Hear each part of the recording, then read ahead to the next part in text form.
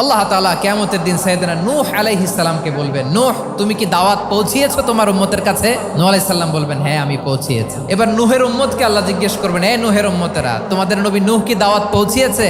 নূহের উম্মত বলবে, না আল্লাহ, কোনো দাওয়াতও আমরা পাই নাই, আপনারাও চিনি নাই, জান্নাতও চিনি নাই, জাহান্নামও চিনি নাই। নূহ আলাইহিস সালাম বিপদে পড়ে যাবেন। তখন আল্লাহ বলবেন, নূহ তোমার পক্ষে কোনো সাক্ষী আছে? নূহ আলাইহিস সালাম বলবেন, আছে। কে?